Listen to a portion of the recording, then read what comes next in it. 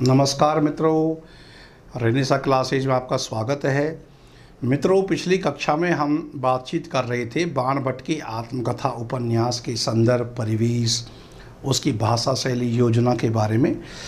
ध्यान रहे, बाण भट्ट की आत्मकथा,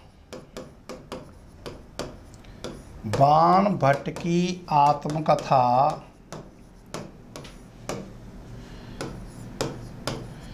प्रेम की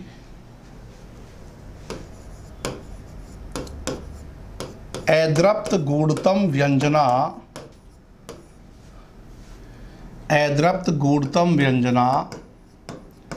प्रस्तुत करता है। और ये भी ध्यान रहे कि इस उपन्यास में 1946 ईस्वी में प्रकाशित यह उपन्यास नारी महत्व को जोरदार ढंग से स्थापित करता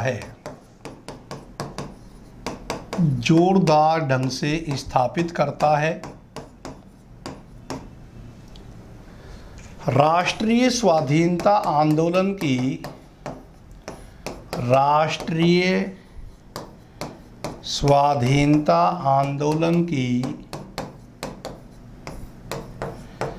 सशक्त अभिव्यक्ति, राष्ट्रीय स्वाधीनता आंदोलन की सशक्त अभिव्यक्ति देखी जा सकती है।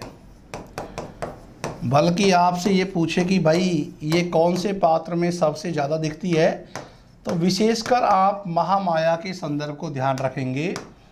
बल्कि इस उपन्यास में महामाया के जो कुछ कथन आए हैं वो परीक्षा में भी बराबर पूछे जाते हैं। जैसे कि इस उपन्यास में महामाया का वो कथन आता है कि मृत्यु का भय माया है। देखिए, महामाया के कुछ कथन आप नोट करेंगे। महामाया,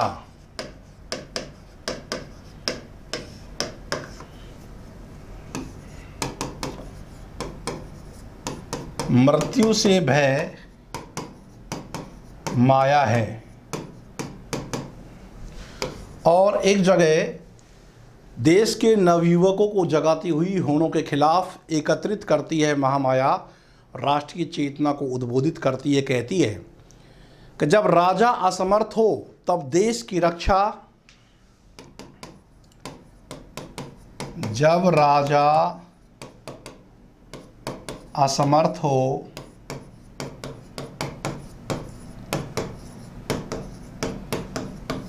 तब, जब राजा असमर्थ हो तब देश की रक्षा व संस्कृति की रक्षा के लिए, वह संस्कृति की रक्षा के लिए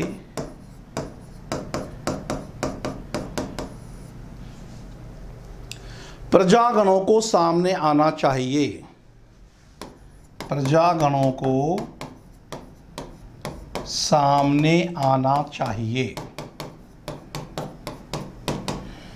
महामाया के माध्यम से हजारी प्रसाद द्विवेदी मनुष्य मात्र को निर्भयता का संदेश देते हैं। वो लिखते हैं, महामाया का ही कथन है कि सत्य के लिए किसी से भी नहीं डरना, राजा से भी नहीं। सत्य के लिए किसी से भी नहीं डरना,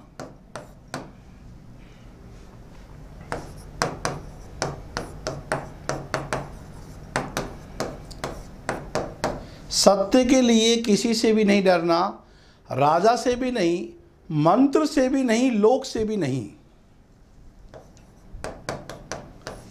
मंत्र से भी नहीं,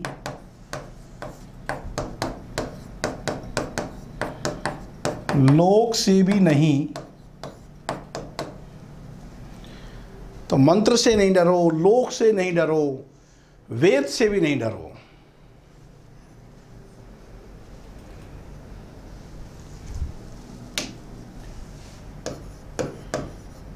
वेद से भी नहीं। अब मित्रों, ये जो कथन है, इस कथन को आप ध्यान रखेंगे कि यह आर्ष वाक्य, यह आर्ष वाक्य स्वाधीन भारत का घोषणा पत्र है। यह आर्ष वाक्य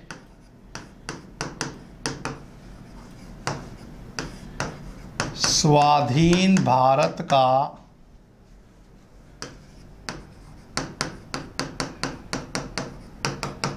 घोषणा पत्र है। इसको ध्यान रखेंगे। और महामाया स्पष्ट तौर से कहती है, हजारी प्रसाद द्विवेदी संदेश देते हैं कि धर्म की रक्षा अनुनय विनय से नहीं होती।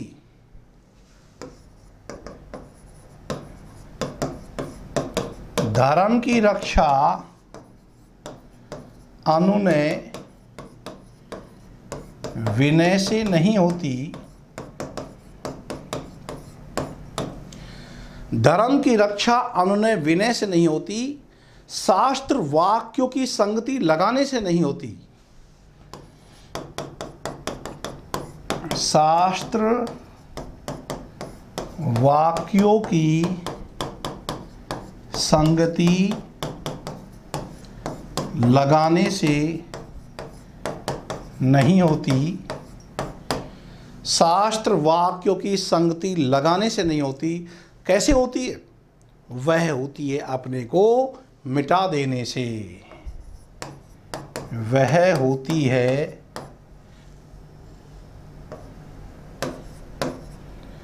अपने को मिटा देने से।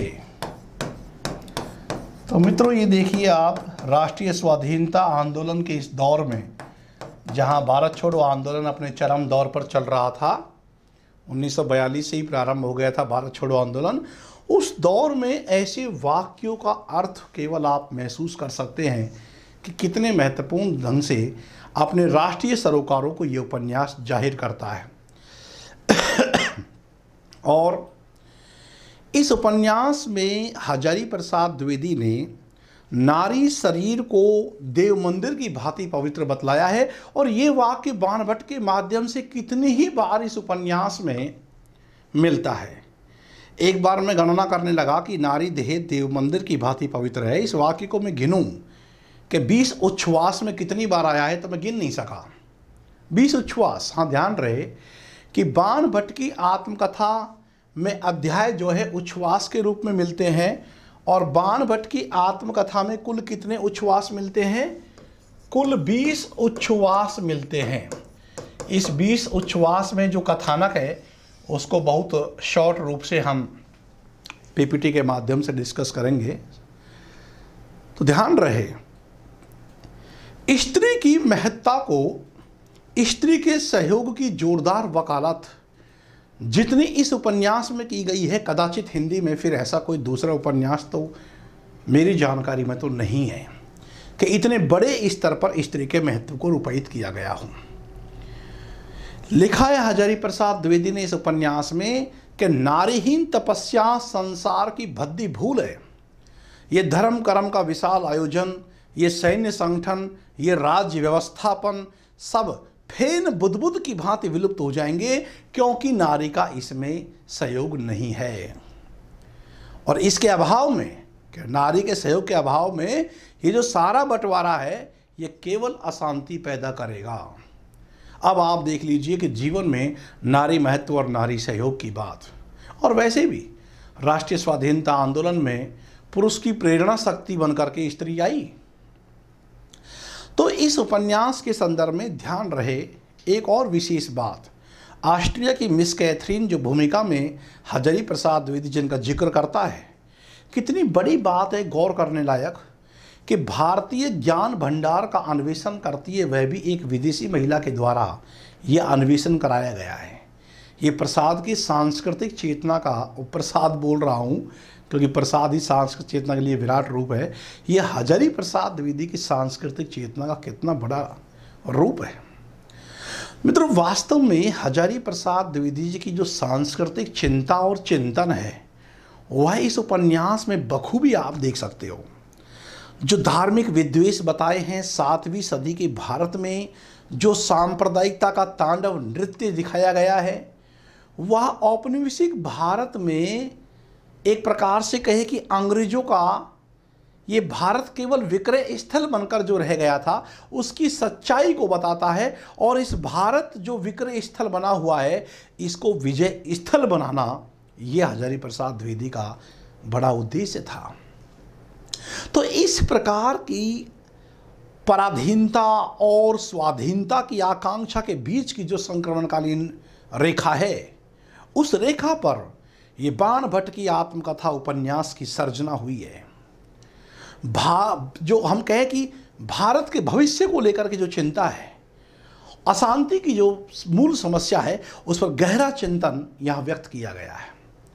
भारत जब एक ऐसे दौर में प्रवेश कर रहा था, द्विवेदी जी शांति निकेतन में बैठे हुए भविष्य की अशांति के अंकुरों के आभास पाकर के उद्वेलित और आशंकित हो रहे थे। और उनका ये उद्वेलित रूप और आशंकित रूप बाण भट्ट की आत्मकथा में देखने को मिलता है। बल्कि ये बाण भट्ट की आत्मकथा द्विवेदी जी के इसी उद्वेलन की देन है। मित्रों, ध्यान रहे कि बाण भट्ट की आत्मकथा का निर्माण,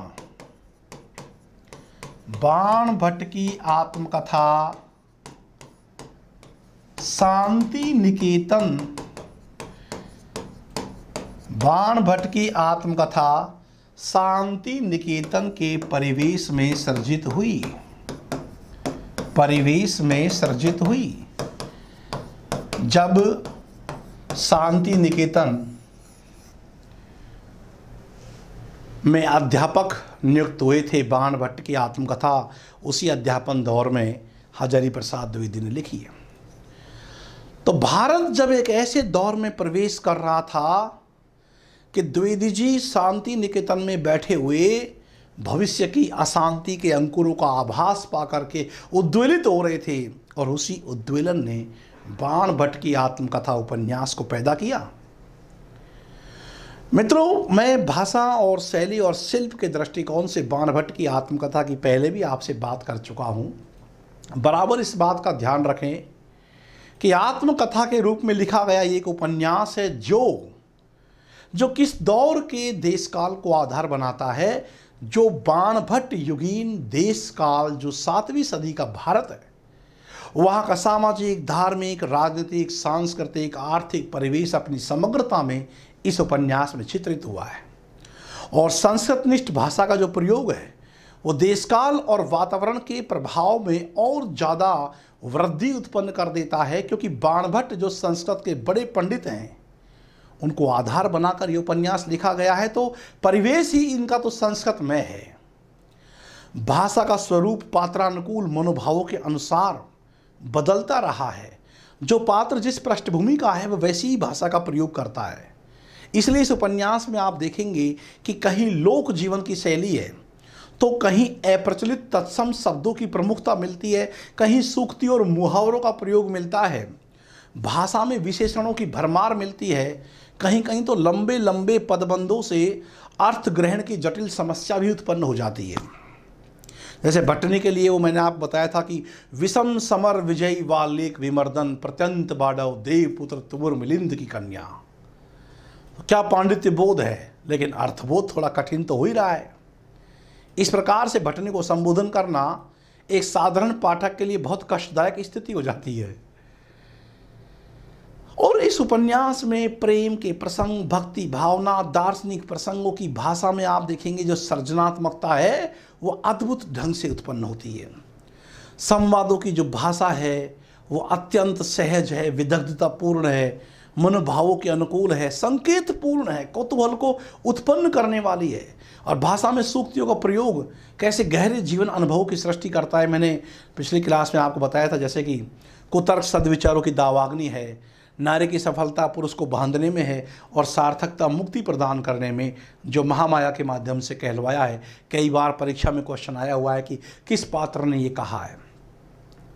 यह सूक्ति के रूप में आप देखें तो लोक कल्याण प्रधान वस्तु है, वह जिससे सदता हो वही सत्य है। इन सूक्तियों से जीवन का कितना गहन अनुभव सामने निकल करके आता है और कितने बड़े एक बाणभट्ट की आत्मकथा असल में हजारी प्रसाद द्विवेदी के व्यक्तित्व के बहुत विशाल रूप को प्रकट करती है। भाषा में काव्यात्मकता देखते ही बनता है। अलंकारिकता की प्रवृत्ति ने भाषा को और ज़्यादा कवित्वमय संगीतमय बना दिया।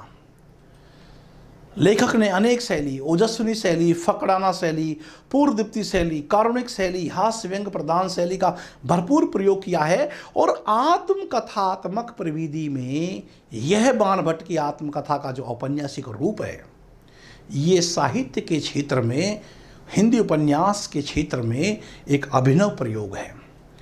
एक नवीन काव्य रूप और एक नवीन शैली का मार्ग प्रशस्त करता है ये उपन्यास।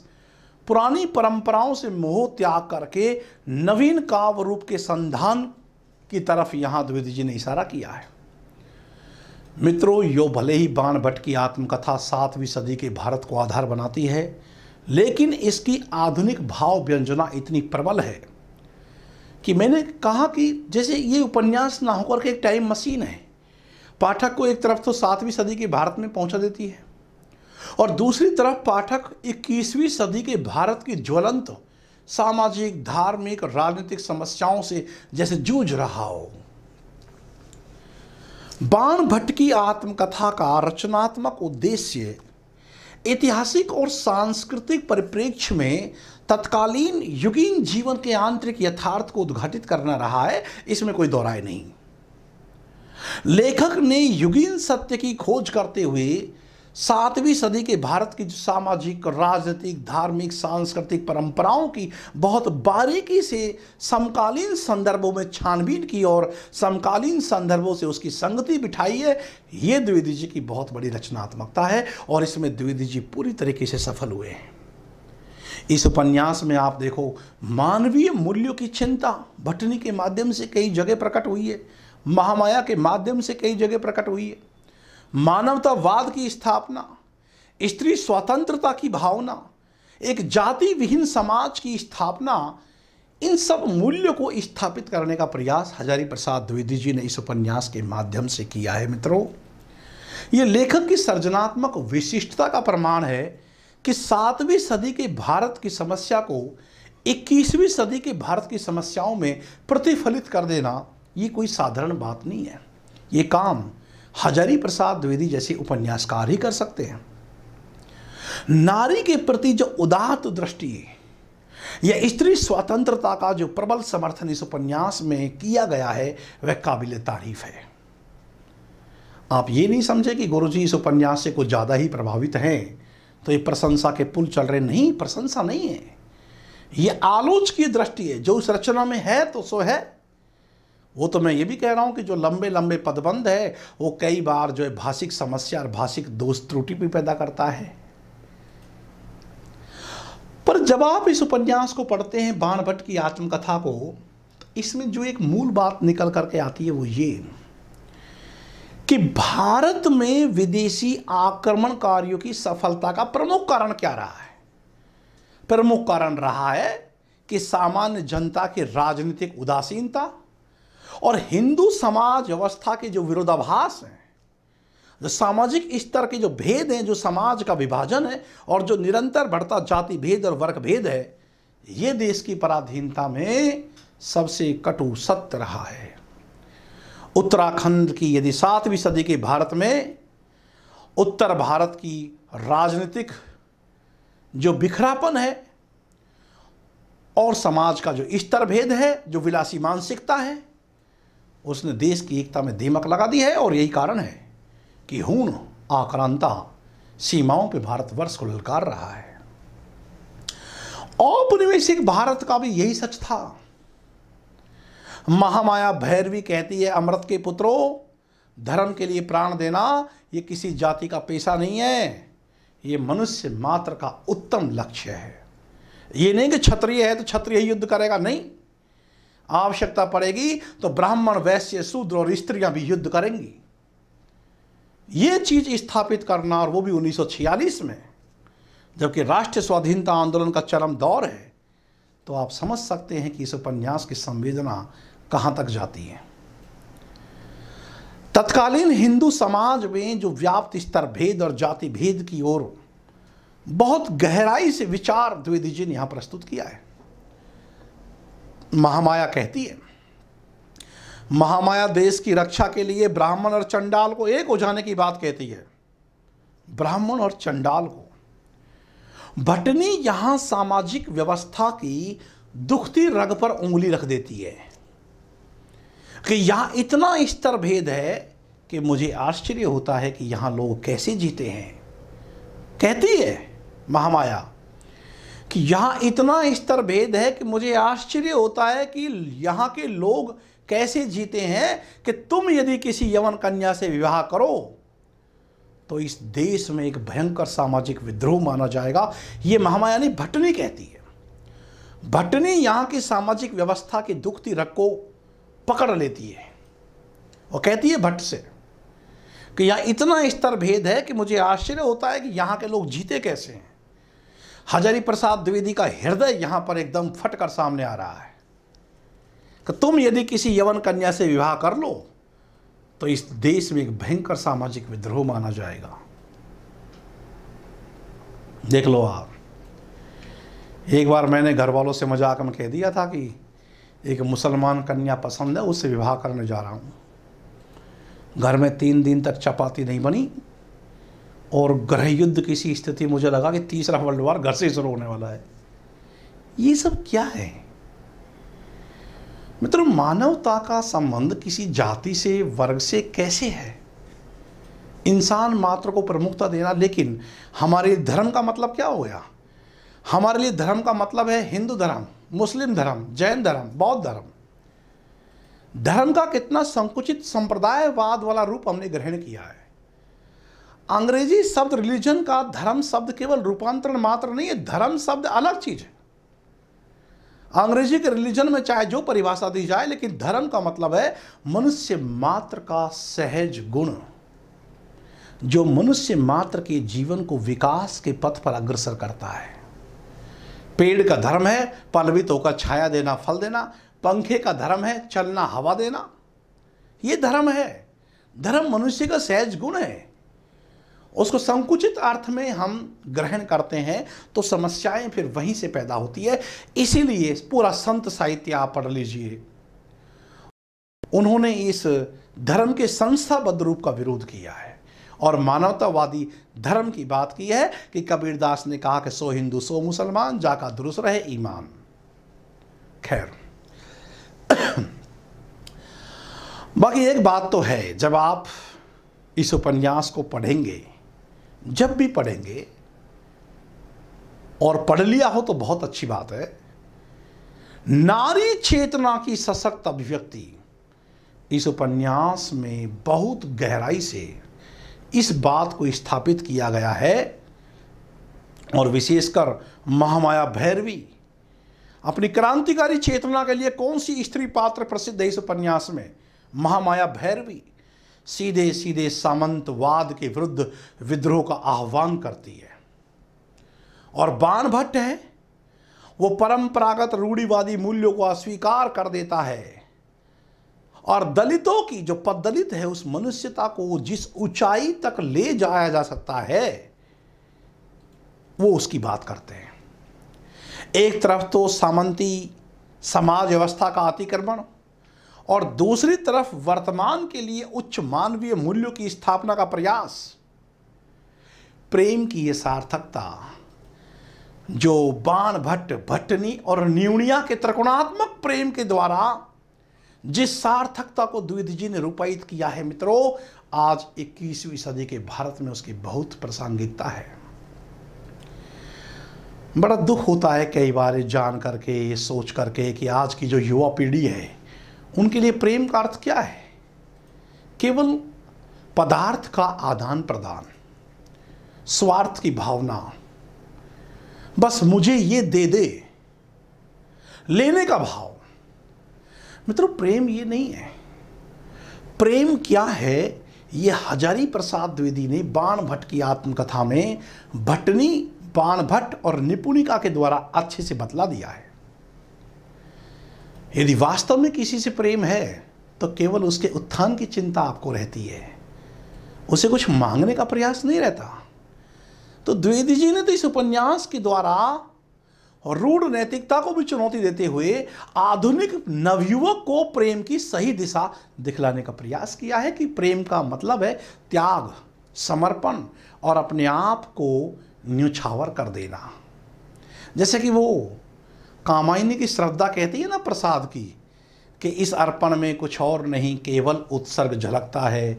मैं दे दूं और ना फिर कुछ लूं, जीवन इतना ही सरल झलकता है। ये है प्रेम। खैर, आप ये सोच रहे होंगे गुरुजी आज प्रेम पे इमोशनल कैसे हो रहे हैं। नहीं, असल में बाणभट्ट की आत्मकथा की बात की जा रही है और प्रेम की बात ना करो तो ठीक वैसे ही बात हो रही है जैसे कि किसी एक ट्रेन की बात की जा रही है लेकिन उसके पहियों का जिक्र ही नहीं है, तो वो वाली बात यहाँ है, तो ध्यान रहे। अब यदि कोई मुझसे यह कहे कि गुरुजी आप तो ये बता दो कि जो बाणभट्ट की आत्मकथा है, इसकी मूल संवेदना के लिए आपको केवल एक शब्द देना है, क्या कहेंगे आप? तो मैं कहूँगा, जो ना केवल इस उपन्यास की मूल संवेदना है बल्कि इसके रचनाकार आचार्य हजारी प्रसाद द्विवेदी के जीवन की मूलभूत कुंजी है, वो है मानवतावाद की प्रतिष्ठा। ये वही हजारी प्रसाद द्विवेदी है जो ये कहते हैं कि मनुष्य ही साहित्य का लक्ष्य है। मित्रों, मानवता की प्रतिष्ठा, मानवतावाद की प्रतिष्ठा इस उपन्यास का ये केंद्रीय मर्म है। ये उपन्यास नारी अस्मिता की खोज करता है। अस्मिता, आइडेंटिटी, जीवंतता, इयत्ता बोध, अज्ञे के शब्दों में कहें तो सर्जनात्मक अद्वितीयता की विशिष्टता। सामंती समाज और पूंजीवादी समाज की विकृतियों को एक साथ नकारने वाले हजारी प्रसाद द्विवेदी नारी के प्रति जो भोगवादी दृष्टिकोण है उसको समाप्त करने पर बल देते हैं। भेदभाव आधारित सामाजिक व्यवस्था हजारी प्रसाद द्विवेदी को मयस्सर नहीं। व्यवस्था, ऐसी व्यवस्था जो भेदभाव वाली व्यवस्था है, उसके सत्य पर प्रकाश डालती हुई बल्कि उसके सत्य को खारिज करती हुई महामाया ने एक बात कही है कि पुरुष का सत्य और है, नारी का सत्य और है। सत्य की ये दोहरी परिभाषा का मानदंड सामाजिक विषमता, शोषण, भ्रष्टाचार, इन सब को एक वैचारिक आधार प्रदान करता है। ये विभाजन कैसा? नर और नारी की इस विषमता पर एक बहुत अच्छी बात मुझे कामायनी कार की याद आ रही है कि तुम भूल गए प्रसुप्त मोह में कुछ सत्ता है नारी की। काम की शापवाणी याद करो जो मनु को दी गई। काम की तो पुत्री है श्रद्धा, कामायनी। काम गोत्रजा होने के कारण ही उसे कामायनी कहा गया श्रद्धा को। तो लिखा है जयशंकर प्रसाद ने मनु की शापवाणी कि तुम भूल गए प्रसुप्त मोह में कुछ सत्ता है नारी की, समरसता ही संबंध बनी अधिकार और अधिकारी की। ये चीज तो ये स्त्री पुरुष की जो सामाजिक संरचना का जो एक भेदभाव है, यही तो भेदभाव तमाम प्रकार की सामाजिक विषमताओं, शोषण और भ्रष्टाचार को एक वैचारिक आधार प्रदान करता है।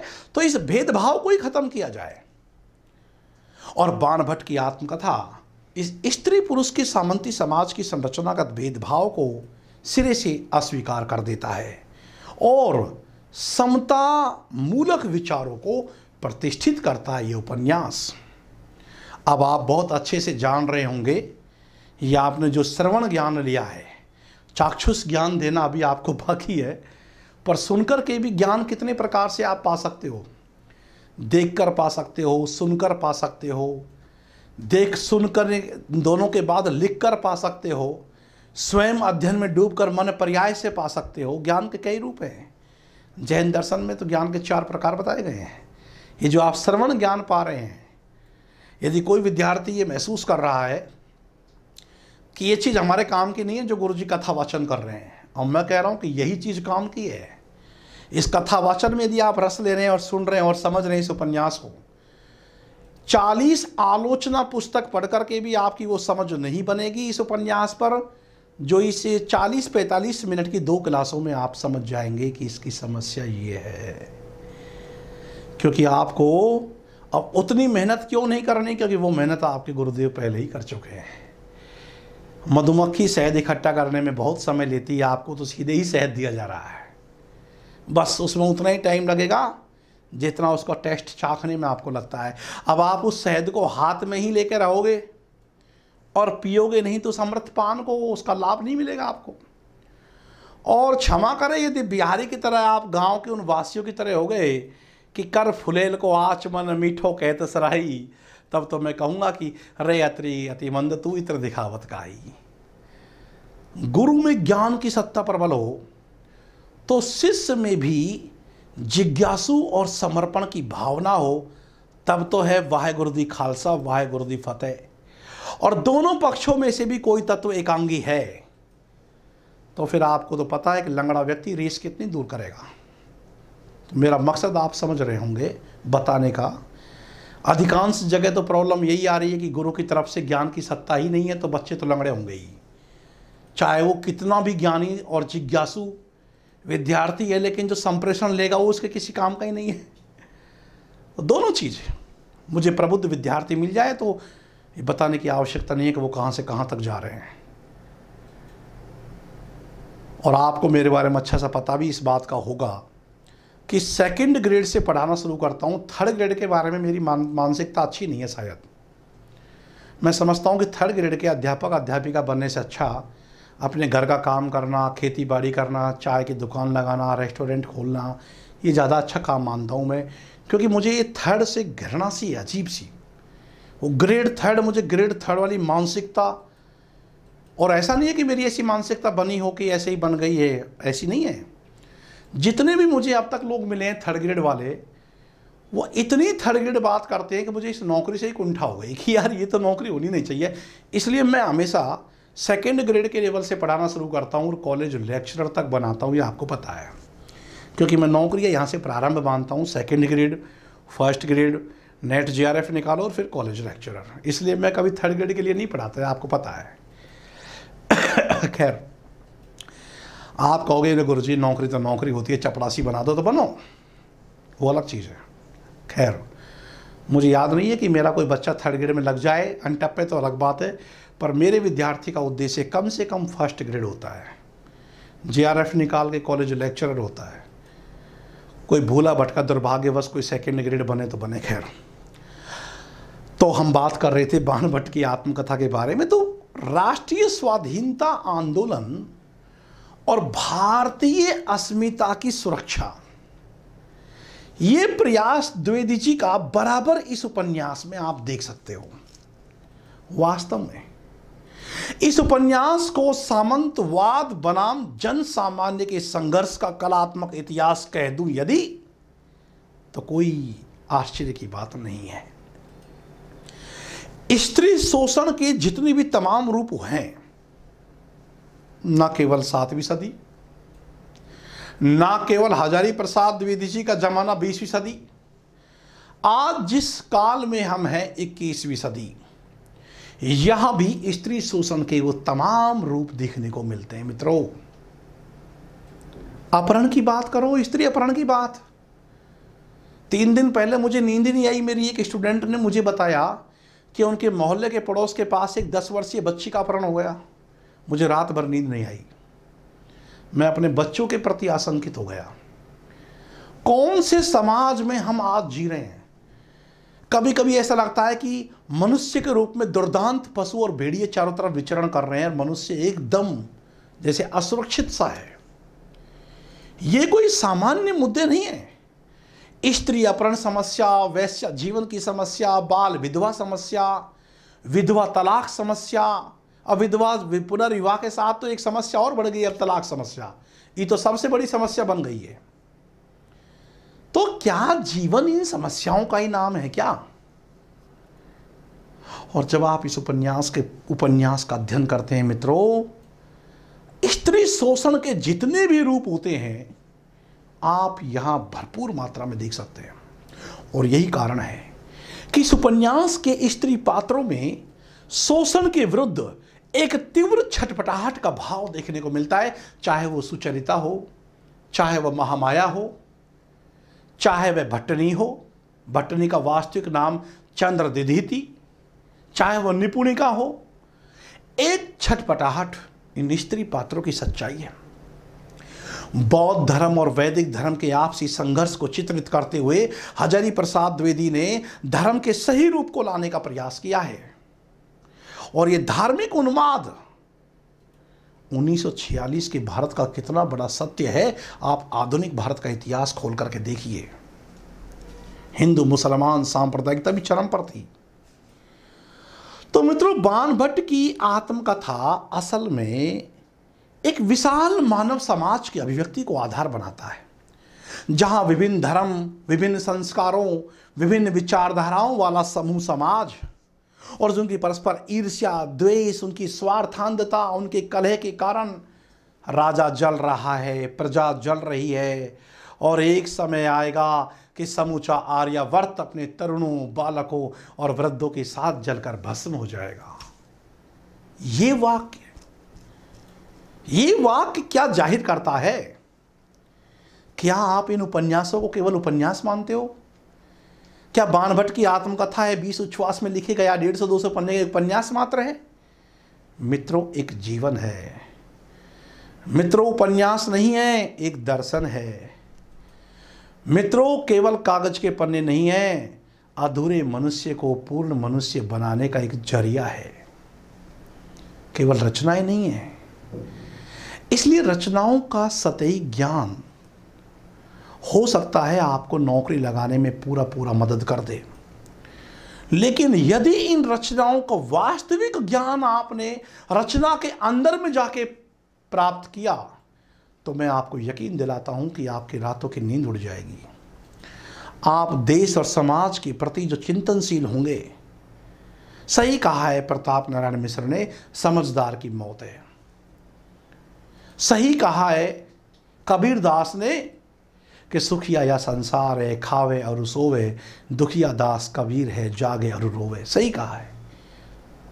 जानकार व्यक्ति है, जागेगा और रोएगा। क्योंकि तुलसीदास ने भी सही कहा है कि सबते भले वे मूढ़ जिनन व्यापे जगत गति। मूर्ख ठीक है। खैर,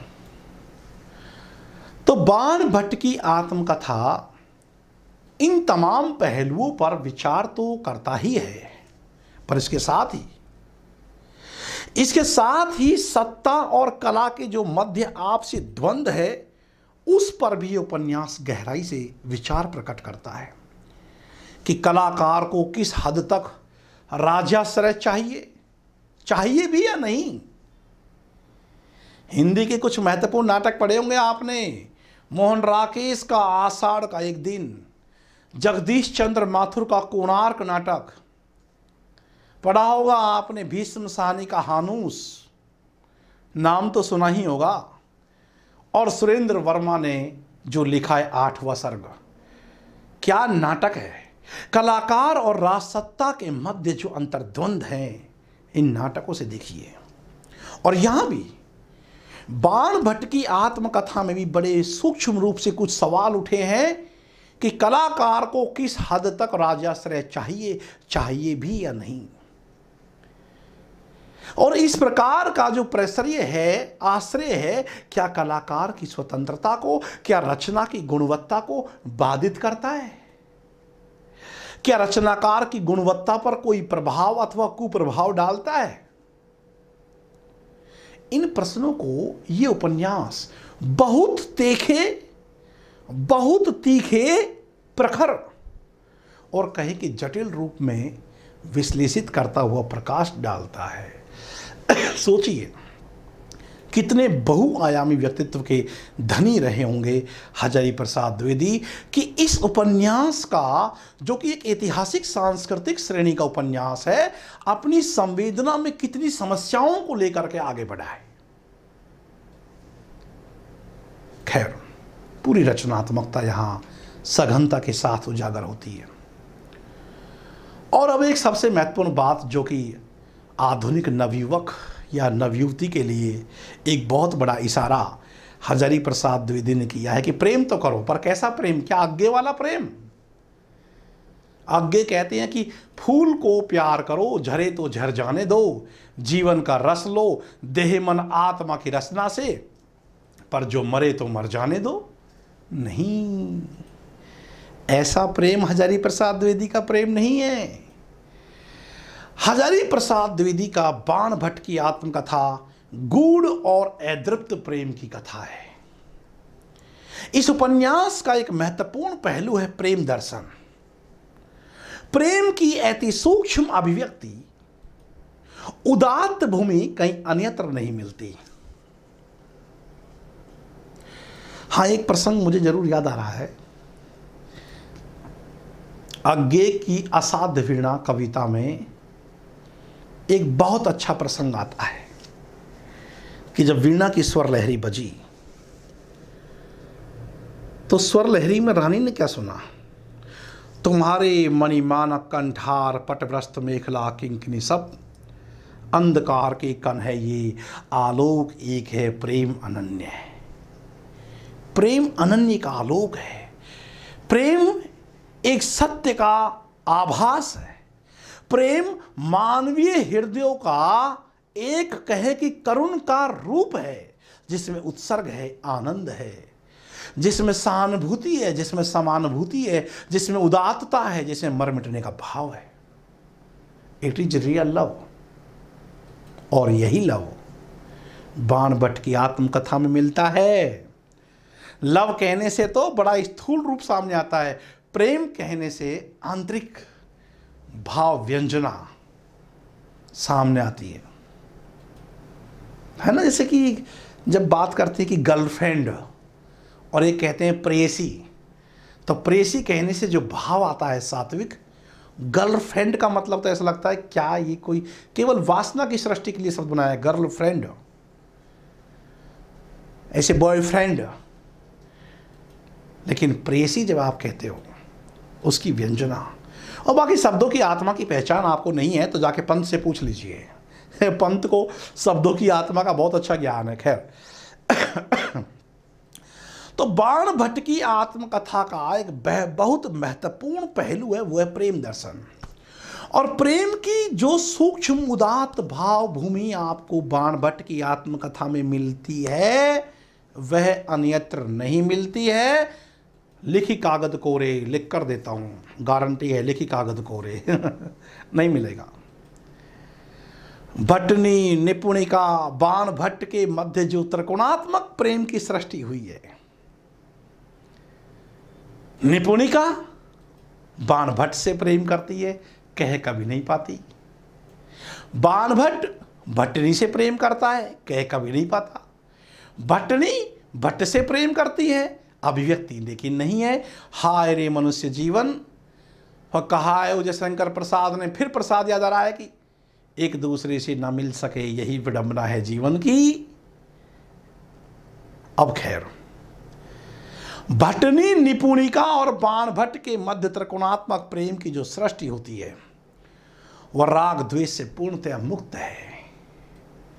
जबकि हमारे यहां प्रेम संबंधों में क्या होता है? राग और द्वेष। प्रेमी जीवन का थोड़ा सा अनुभव अपने आसपास के मित्रों को आधार बनाकर मुझे भी मिला कि प्रेम का मतलब है दो मोबाइल फोन और एक दूसरे को सिर्फ धिक्कारना और कोसना, और लड़ाई झगड़े हो जाए तो यहां गोपियों वाला उपालंब और घनानंद वाला उपालंब नहीं है। यहां तो उपालंब ये तेरी टांग टूट जाए तो चकनाचूर हो जाए तो नष्ट हो जाए। मित्रों, बाण भट्ट की आत्मकथा का जो ये त्रिकोणात्मक प्रेम है ये राग द्वेष से पूर्णतया मुक्त है। और निपुणिका तो अंत में अपना सब कुछ बाण भट्ट और भट्टनी पर न्यौछावर कर देती है और प्रेम की दो दिशाएं एक सूत्र में आबद्ध हो जाती है। बाण भट्ट के प्रति निपुणिका का प्रेम तमाम श्रद्धा और भक्ति के बावजूद सामाजिक समता के धरातल पर उपस्थित है। निपुणिका के प्रेम में बाण भट्ट के प्रति श्रद्धा भी है और भक्ति भी है। हजारी प्रसाद द्विवेदी ने प्रेम संबंधी अवधारणा, अपनी प्रेम संबंधी अवधारणा से जो नारी के प्रति एक सामंती दृष्टिकोण है उसको बदलने का प्रयास किया है। बाण भट्ट नारी को देव मंदिर की भांति पवित्र मानता है और नारी शोषण के मूल में धर्म की उस बुनियादी स्थापना को नकारता है जो कि सामंती पूंजीवादी समाज व्यवस्था का कुतर्क है। बाण भट्ट परंपरागत रूढ़िवादी मूल्यों को अस्वीकार देता है और पदलित मानवता को, मनुष्यता को जिस ऊंचाई पर लेकर जाता है वह एक तरफ तो सामंती समाज व्यवस्था का अतिक्रमण है और दूसरी तरफ मित्रों वर्तमान के लिए उच्च मानवीय मूल्यों की स्थापना का प्रयास भी है। समता, न्याय, मानव धारणा पर आधारित जो हृदय का रागात्मक सत्य है उसको अभिव्यक्त करने वाला यह प्रेम आज के संदर्भ में न केवल प्रासंगिक है बल्कि मनुष्य मात्र को प्रेम का सही अर्थ यहां हजारी प्रसाद द्विवेदी ने समझाया है। बाण भट्ट और निपुणिका का प्रेम इस लोक के विरुद्ध कहें कि हृदय की रागात्मक वृत्ति की विजय का प्रतीक है। द्विवेदी जी प्रेम की भाषा को शब्दों से नहीं समर्पण से रचते हैं। यहां तो तुरंत शब्दों को थोप देते हैं, फला ढिका, लेकिन हजारी प्रसाद द्विवेदी प्रेम की भाषा को शब्दों से नहीं समर्पण से रचते हैं और प्रेम की उदात्तता में वासना का कोई लेश मात्र नहीं है भाई। वासना का प्रेम से कोई संबंध ही नहीं है। प्रेम के संबंध में जो परंपरागत भोगवादी मान्यताएं चली आ रही हैं बिहारी सतसई टाइप से, उन भोगवादी मान्यताओं का बहिष्कार करके नारी के हृदय सत्य को उजागर करने पर बल देते हैं और प्रेम को शरीर में नहीं हृदय में तलाश करने वाले हैं हजारी प्रसाद द्विवेदी।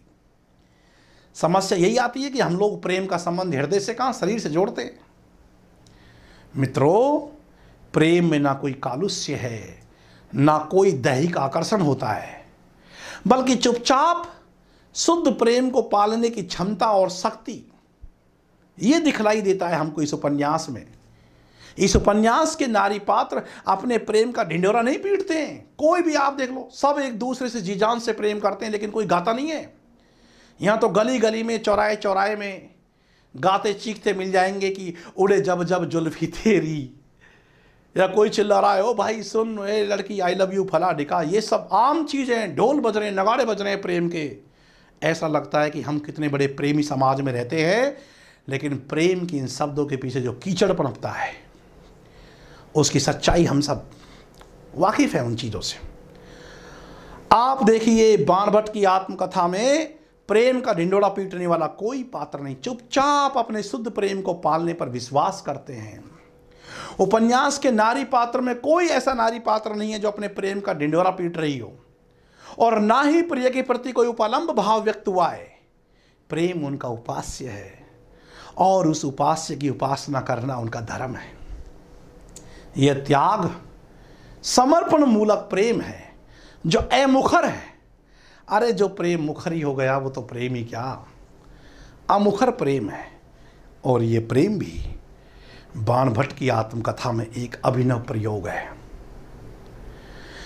मित्रों जिस प्रकार बाण भट्ट की आत्मकथा में प्रेम दर्शन की नूतनता आप देखते हो, आप ये भी मानकर चलेंगे कि बाण भट्ट की आत्मकथा नारी मुक्ति की तलाश है। बाण भट्ट की आत्मकथा रूढ़िवादी जर्जर सामंती समाज और भोगवादी पूंजीवादी समाज के विरुद्ध स्त्री मुक्ति की सार्थक अभिव्यक्ति है। स्त्री महत्व के सरोकारों को पहचानते हुए हजारी प्रसाद द्विवेदी ने नारी को देव मंदिर के समान पवित्र घोषित किया है। महामाया भैरवी नारी के महत्व को प्रतिष्ठित करती हुई स्त्री को शक्ति रूपा नियंत्रण शक्ति, स्त्री शक्ति रूपा है, नियंत्रक शक्ति है, इसके रूप में महामाया नारी को स्थापित करती है। और हजारी प्रसाद द्विवेदी कहलवाते हैं महामाया के माध्यम से कि नारीहीन तपस्या संसार की भद्दी भूल है। ये धर्म कर्म का विशाल आयोजन, ये सैन्य संगठन और राज्य व्यवस्थापन सब फेन बुदबुद की भांति विलुप्त हो जाएंगे, क्योंकि नारी का इसमें सहयोग नहीं है, तो नारी सहयोग अपेक्षित है। तो सामाजिक संबंधों के मूल में छिपे हुए जो शोषण है, अत्याचार है, अनाचार है, उन तमाम सामाजिक विसंगतियों पर उपन्यासकार गहरी चोट करता है। पुरुष की जो वर्चस्ववादी भावना और श्रेष्ठता की अवधारणा है, उसने स्त्री चेतना को दबा करके स्त्री की स्वायत्तता को छीन लिया है। इस बात पर हजारी प्रसाद द्विवेदी अपनी गहरी चिंता को प्रकट करते हैं। बाणभट्ट का प्रेम नारी जाति के प्रति सम्मान की भावना को समस्त चराचर जगत में व्याप्त कर देने का एक महान प्रयास है। मित्रों, बाणभट्ट की आत्मकथा स्त्री शोषण के विविध रूपों को पहचानते हुए स्त्री महत्व को रूपायित करता है। त्रिपुर सुंदरी के रूप में महामाया जागरण का संदेश देती हुई दिखलाई देती है। निपुणिका अपनी सत्ता को पहचानने वाली स्वतंत्र स्त्री पात्र है।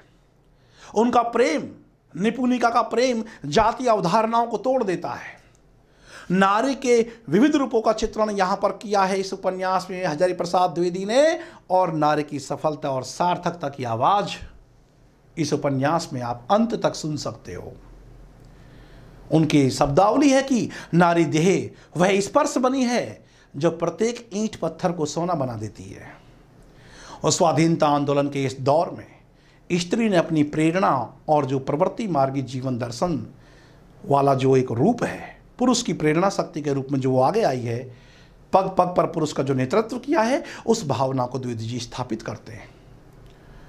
और हम कह सकते हैं कि बाणभट्ट की आत्मकथा, ये जो उपन्यास है, इस उपन्यास का जो मूल संदेश है वो सामंती समाज के विरुद्ध नारी की महत्ता को प्रतिष्ठित करना, निर्भयता, साहस और कर्मण्यता का संदेश देना, संकुचित राष्ट्रीयता के विरुद्ध विश्व बंधुत्व की भावना को स्थापित करना, शांति को स्थापित करना और बढ़ते हुए सांप्रदायिक वर्ग, वर्ण और जाति भेद के विरुद्ध एक सामाजिक समता और न्याय की स्थापना पर बल देना, पददलित मानवता को स्थापित करना और सहज मानवीय प्रेम की खोज बाणभट्ट की आत्मकथा का मूल संदेश है।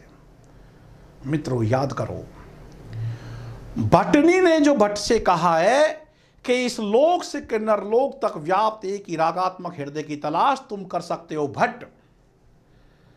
और आप ये बात ध्यान रखें कि इस लोक से किन्नर लोक तक व्याप्त एक ही रागात्मक हृदय की तलाश हजारी प्रसाद द्विवेदी के सभी उपन्यासों का मूल स्वर रहा है। तो मित्रों, ये है आज की क्लास पे बाणभट्ट की आत्मकथा पर बातचीत, और बाणभट्ट की आत्मकथा उपन्यास के विभिन्न संवेदनात्मक पहलुओं पर हमने प्रकाश डाला है। और यूजीसी नेट जेआरएफ की जो अगली क्लास होगी उसमें हम बाणभट्ट की आत्मकथा से जुड़े हुए अत्यधिक महत्वपूर्ण बिंदुओं और पात्र योजना और उसके कथानक सारांश की बातचीत करेंगे। आज के लिए इतना ही। नमस्कार। मैं डॉक्टर यश चौधरी आपसे इजाज़त लेता हूँ। नमस्कार।